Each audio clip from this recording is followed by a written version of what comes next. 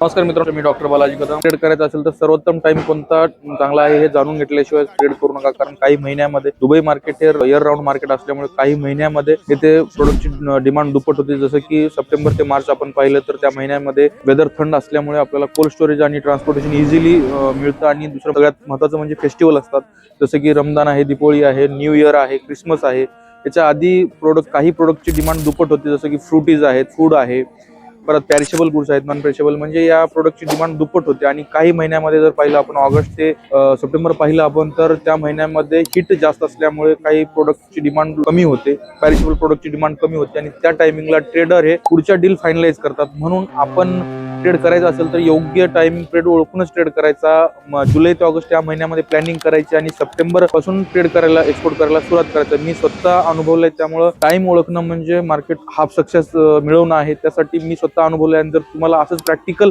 System शिकायचे असतील तर आजच माझ्या बिगनर मास्टर क्लाससाठी जॉईन करा. लिंक खाली बायोमध्ये. धन्यवाद. जय महाराष्ट्र, जय शिवराय.